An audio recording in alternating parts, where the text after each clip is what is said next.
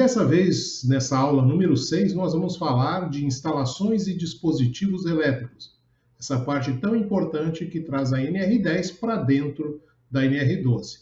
Vamos tratar de alguns temas relacionados a essa parte elétrica. Inicialmente, então, nós vamos falar dos circuitos elétricos de comando e potência.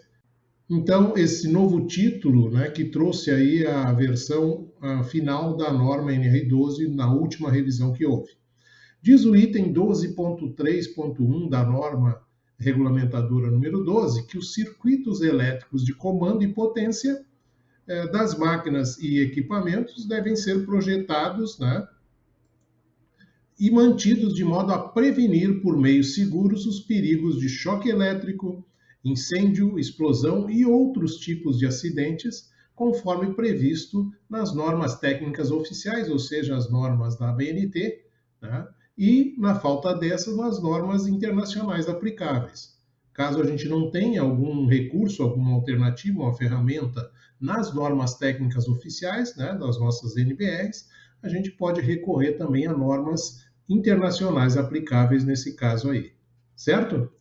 Muito bem, ainda seguindo aí nessa parte de instalações elétricas, diz a norma sobre aterramento, No 12.3.2 dizem que devem ser aterradas, conforme as normas técnicas oficiais vigentes, NBRs, as carcaças, os invólucros, as blindagens ou partes condutoras das máquinas e equipamentos que não façam parte dos circuitos elétricos, mas que possam ficar sob tensão. Então, a importância do aterramento é dada nesse item 12.3.2.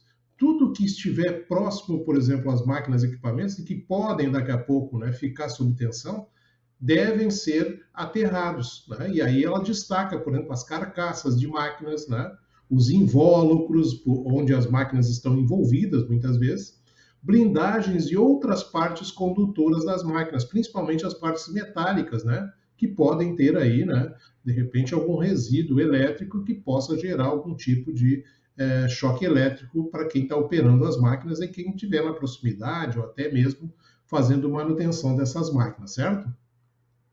Depois, na sequência, a norma vai falar no 12.3.3 da prevenção de acidentes em relação a esses circuitos elétricos.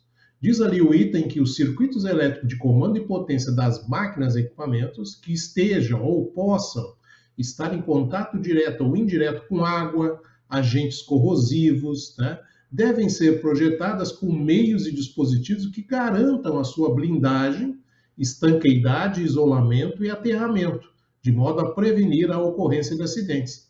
Nós temos aí, com certeza, muitas máquinas que trabalham, às vezes, nas proximidades de água, na proximidade de agentes corrosivos, por exemplo, o segmento de marmoraria, que trabalha com pedras e muitas vezes tem que fazer recorte ou, digamos assim, beneficiamento dessas pedras, há a possibilidade de muito contato com água. As máquinas, por exemplo, que atuam em frigoríficos, as máquinas aí no beneficiamento de couro, por exemplo, nos curtumes. Então, todos esses espaços aí onde essas máquinas possam estar próximo, ou em contato direto ou indireto com água e agentes corrosivos, há uma grande preocupação da própria NR12, nesse 12.3.3, da necessidade de que haja meios e dispositivos que garantam essa blindagem, essa estanqueidade, de evitar o contato da energia elétrica com água, isolamento e aterramento. É muito importante, principalmente nesses segmentos. No próximo item ainda, a norma NR12 vai falar dos condutores de alimentação, os cabos elétricos, os fios elétricos. O que diz ali nesse 12.3.4? Que os condutores de alimentação elétrica das máquinas e equipamentos devem atender aos seguintes requisitos mínimos de segurança. Quais são esses requisitos desses condutores?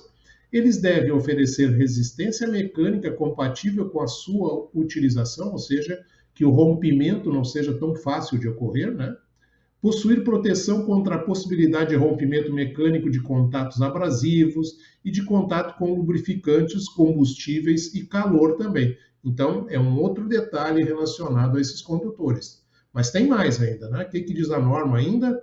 Que também esses condutores, a sua localização de forma que nenhum segmento fique em contato com as partes móveis ou cantos vivos desses condutores. Por quê? Se ficar, né, de repente, esse condutor em contato com essas partes móveis ou cantos vivos, pode haver o desgaste, né, por um longo uso e daqui a pouco o contato direto desses condutores com as partes metálicas e aí nós temos surpresas aí como choques elétricos e outras coisas mais, né? Também esses condutores não podem ficar num local ou num espaço que dificulte o trânsito de pessoas e materiais ou a operação de máquinas. É muito comum, às vezes, se fazer uma ligação de uma máquina ou de um equipamento, né?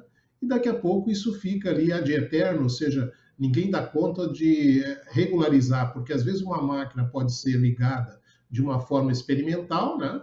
Para ver como é que ela está funcionando, e daí ninguém mais mexe naquilo e não coloca, digamos assim, fixo, né, ou num condulete apropriado, né, para que essa máquina consiga continuar funcionando sem dar problema na hora das pessoas transitarem por ali. Então, fios, cabos elétricos, condutores no piso, no chão ou improvisadamente nas ligações não podem ocorrer também. Também diz a norma ali no item E também, né, nesse subitem, não oferecer quaisquer outros tipos de riscos na sua localização, tá? Que possam enganchar em alguma coisa, ou no trânsito, por exemplo, de empilhadeiras, paleteiras ali dentro da fábrica. E a letra F diz assim ainda, ser constituídos de materiais que não propaguem o fogo. Então, esses materiais dos quais são confeccionados, são fabricados esses condutores também. Então, esses condutores, eles também devem ser fabricados, né, a partir de materiais que não propaguem fogo, porque daqui a pouco pode gerar aí também, né, algum tipo de acidente ou de problema elétrico, né, que daqui a pouco, digamos assim, venha trazer mais risco, mais perigo aos operadores, às pessoas que estão ali próximo desses locais. Seguindo ainda, a norma fala sobre painéis de comando e potência, né, no 12.3.5. É muito importante também esse item, porque vai trazer alguns requisitos mínimos de segurança para esses painéis, né?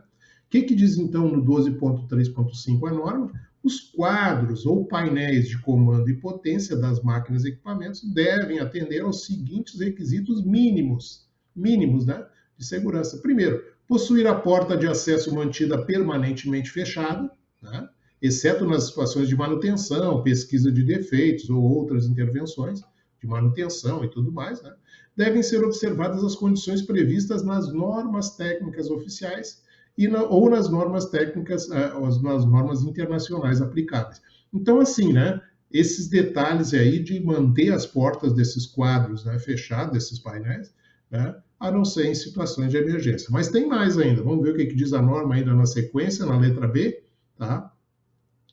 Diz o seguinte, que esses painéis de comando e potência devem possuir sinalização quanto ao perigo de choque elétrico e restrição de acesso por pessoas não autorizadas. Isso é muito importante também, a sinalização de segurança nesses painéis, né, ali na porta do painel. Letra C, ser mantidos em bom estado de conservação, limpos e livres de objetos e ferramentas. É muito comum, às vezes, a gente encontrar dentro desses painéis, né, coisas como, por exemplo, restos de pano, que muitas vezes o pessoal utiliza ali na manutenção para secar as mãos, né, para limpar as mãos, copo de café, até gente colocando, de repente, alimentos ali dentro desses painéis. Então, esses painéis, eles não podem ter nenhum objeto internamente colocado, tá? Devem ser limpos e livres de objetos e ferramentas. Outra coisa ainda, letra D, possui proteção e identificação dos circuitos, ou seja, eu tenho ali um conjunto, de repente, de disjuntores, né, dentro desse painel, e eu tenho que ter, inclusive, a identificação do que liga o que, né? Quais são as máquinas que estão ligadas em cada um dessas proteções ali dos disjuntores. Então, essa identificação também é fundamental para a gente ter segurança no lidar, inclusive, com esse tipo de painel. Na hora que eu preciso desligar, eu saber aonde eu vou desligar e tudo mais.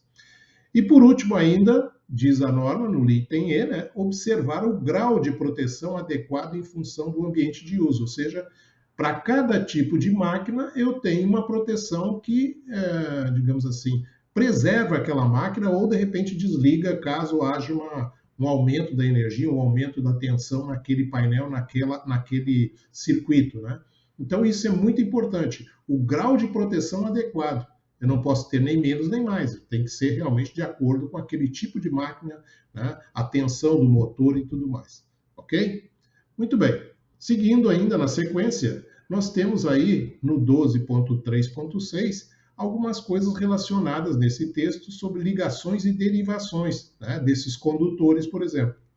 Diz a norma lá, as ligações e derivações dos condutores elétricos das máquinas e equipamentos devem ser feitas mediante dispositivos apropriados e conforme as normas técnicas oficiais vigentes.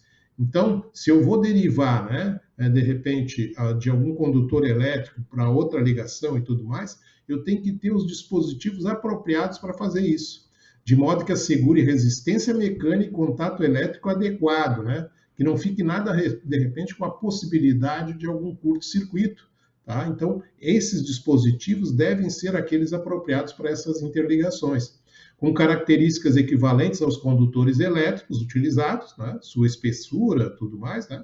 E, inclusive, o tipo de proteção contra riscos. Então, tudo de acordo com aquilo que, de repente, está especificado nos condutores, eu vou usar também os dispositivos apropriados para cada um deles. Seguindo ainda, nós temos também esse elemento que é super importante, que é o dispositivo protetor contra sobrecorrente. O que diz a norma nesse 12.3.7, né? As instalações elétricas das máquinas e equipamentos que utilizem energia elétrica fornecida por fonte externa, né, essas instalações, que muitas vezes a empresa é pequena ainda, ela tem uma alimentação elétrica, às vezes, direto da rede externa, né? Então, eu tenho que ter um dispositivo protetor contra sobrecorrente, de forma que, se por acaso na rede externa houver uma elevação da corrente, eu consiga, digamos, proteger os meus trabalhadores dentro da empresa com esse dispositivo de proteção, que daqui a pouco vai desligar o circuito para evitar qualquer tipo de problema sério lá, de acidente e tudo mais. Então, eu vou ter que ter digamos assim, um protetor, um dispositivo protetor contra sobrecorrente, como diz a norma aí, né? Dimensionado conforme a demanda de consumo do circuito que eu estou utilizando ali, que eu estou utilizando para alimentar, digamos assim, as minhas máquinas. Então, todas as empresas que possuem instalações elétricas das máquinas e equipamentos, utilizando energia elétrica fornecida por fonte externa, quer dizer, ligado diretamente à rede externa, né? Eu tenho que ter esse dispositivo para evitar qualquer tipo de acidente elétrico lá dentro da minha fábrica, dessa energia elétrica que vem da rede externa, que pode, né, resultar num dano interno lá nas minhas máquinas e, por consequência, também nos meus operadores, certo? Outra coisa ainda sobre dispositivo protetor, diz a norma na sequência aí no 12.3.7.1, quando as máquinas e equipamentos devem possuir dispositivo protetor contra sobretensão, quando a elevação da tensão puder ocasionar o risco de acidente. Então, aqui já é uma coisa bem mais, digamos, específica, né? Se eu tenho máquinas e equipamentos, tá, que de repente possam ter uma sobretensão por essa rede de alimentação externa, eu também tenho que ter a proteção não só no circuito, mas também nas minhas máquinas, para evitar essa sobretensão, né, e que possa ocorrer internamente e levar a risco de acidentes para os meus operadores também. Muito bem. Também a norma trata de alguma coisa relacionada à falta de energia ou inversão de fases. Isso pode acontecer muitas vezes, né, quando, de repente, sem que haja qualquer tipo de aviso, né, possa haver, por exemplo, uma falta de energia elétrica ou até uma inversão de fase de alimentação. Tá? E isso vai ocasionar riscos também para os meus operadores, para as minhas máquinas e equipamentos. Então, deve haver um dispositivo que impeça a ocorrência de acidentes no caso de falta de alimentação de energia elétrica ou inversão de fases também. Eu tenho que ter uma preocupação com relação a essas duas questões. Falta de energia elétrica ou inversão de fases que possa, daqui a pouco, né, interferir ali na alimentação elétrica, né, e cause riscos possíveis de gerar acidentes de trabalho também internamente. Muito bem, ainda a norma trata da importância de se cuidar, né, essas questões relacionadas à chave geral ou chave faca. Né? É muito comum, ou era comum, né, principalmente em algumas iniciativas, aí, alguns segmentos de atividade, como, por exemplo, marcenarias, madeireiras, serrarias, tá? Tiveram, né, durante muitos anos, a presença dessa chave geral ou chave tipo faca, onde você muitas vezes ligava todas as máquinas do processo ali numa chave só. Então, isso hoje é proibido, diz o item 12.3.8. São proibidas nas máquinas e equipamentos a utilização de chave geral como dispositivo de partida e parada, né? Não é mais admissível isso.